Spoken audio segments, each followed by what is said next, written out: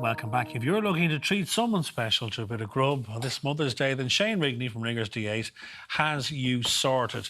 Shane, good morning. Morning. How are you? How are you? This sounds very simple but very delicious. Yeah, it is. I thought this would be a nice Mother's Day dish because if maybe people are having their mammy over, or maybe they're going to their mammies, but they're going to commandeer the kitchen. Very good. Because your mammy shouldn't be in the kitchen today. Absolutely. But they could whip this up, you'll see it in really quick time, throw it in the oven, but it's got a bit of decadence as well. You know, it's a bit rich with the smoked salmon and stuff, so it's nice. And then the whole idea is plop it in the middle of the table and then everyone can kind of help themselves. So what I have to start is my eggs. So I've got 18 eggs, so I'm roughly making this for 6 people, so I'm going 3 eggs ahead. Most people won't have pans like that big. So you might, if you've more than that, then do 2, yeah? Okay. So I have my eggs in here already cracked, right, to save the time, and I'm going to put in a bit of cream. Is that kind of a rule of thumb when it comes to frittata, 3 eggs per person? Well, that's kind of, yeah. Well, I mean, when you put the fillings in, actually you'd probably get even less than that. Okay. You know, it'd nearly be 2, because they expand, you know? Okay. But if you think a scrambled egg, like you do 2 scrambled eggs, they go to nothing. Whereas this kind of expands. So I'm giving 3 to be generous, right? So I want to season this really, really well. Okay, so I've put a good bit of flaky salt in there and some pepper, all right? So that's our base, okay? In the pan here, I have a little bit of oil, and then I want a little bit of butter. Okay. Okay, so a gentle enough heat. And again, this is for, you know, this is for, you know, at least 6 people, so you don't have to worry too much about the butter, you know? And not that we are worrying about it, but just if you're putting the oil in there with the butter so the butter doesn't burn, so the butter doesn't burn, yeah. Okay. But you want a gentle enough heat, okay? So I'm going to whisk my eggs vigorously, okay, to get a little bit of air into them. Okay. All right. And you might be thinking, Mother of God, that's a lot of liquid, but it's not. No. It's going to work. No, and as I say, you'll divide that up, and you probably, you know, you would get 8 out of this, you know, easy enough. So I'll set that aside for a second. So I just want to let my pan just get a bit of heat going on the pan, okay? Right, so your butter and your oil is melting there, okay? You want a spatula. Okay. And what you want to do then, once your oil and butter is going, is just pour that all in, all right? The whole lot? The whole lot, okay? Now? What I'm going to do now is, okay? Do you leave it alone or do you be at it? Now, people do say, you know, you leave it alone, let it set on a gentle heat, but that would take you ages, and this is something I want to be easy. You don't want to be standing over this. Yeah, okay. So it's easy. So you start folding it, okay? Now, you don't want to turn it into scrambled egg, but you want to fold it. So you fold it in from the outside and you just let it start to come in, all right? So you're just dragging that into the centre. So you're just dragging that into the centre, okay? And or you can fold it kind of like in an 8. And you can scramble it a little bit, but you just don't want small bitty bits in it. Yeah. Okay, so big folds, and then they'll kind of bake out in the liquid, okay? So let that go for a second. Okay, so I have some smoked salmon. Gorgeous. All right. Nothing says decadence more than a bit of smoked salmon. So I'm just going to roughly chop that up, okay? So you want to, that'll start to catch on the bottom and set a little bit, okay?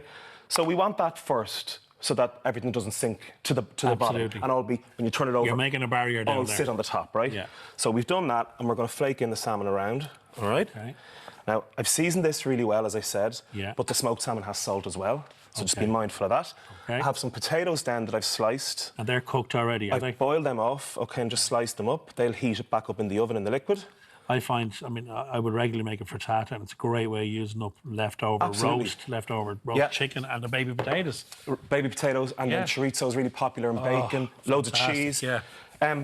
In my recipe, I said 300 grams of smoked salmon. I actually, when I was making this last night, I had some salmon I was making myself, so I just went for a mix. Oh, right. Just some nice poached salmon. Oh, right, very good. Just to make it really nice and rich, okay?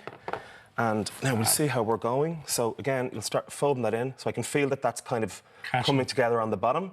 Yeah. And you're kind of, you know, like it's kind of coming together. Okay. I want some dill in here. Okay. Right, so just some dill, just curl it up and run your knife through it. Dill is a great bedfellow of fish, isn't it? Absolutely, yeah. So think fish pie, anything like that. And this is basically, you know, what you're getting. So then I have mascarpone here.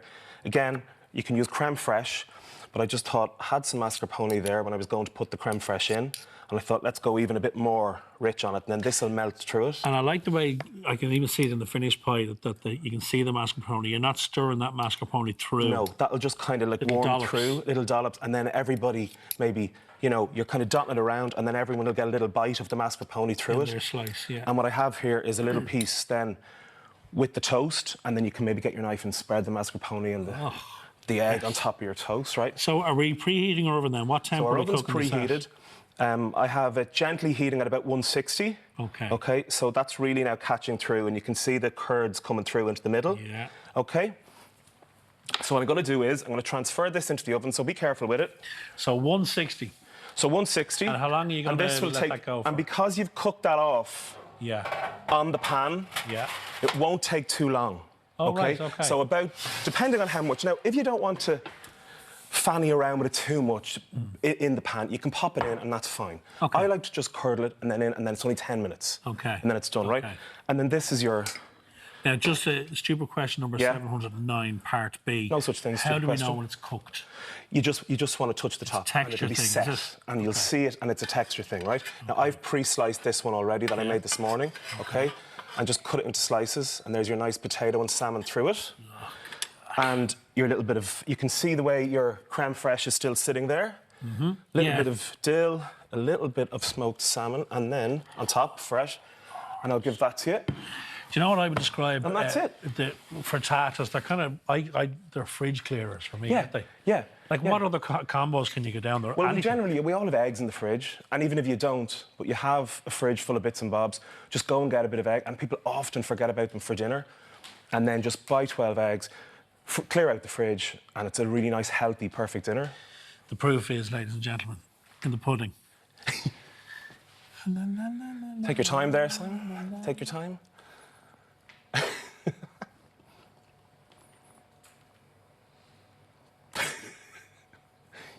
You can hear a pin dropping here. So good. You know what? Dolores, happy Mother's Day. Oh, happy Mother's Day, Dolores. Love you, Mum. Very light. Yeah.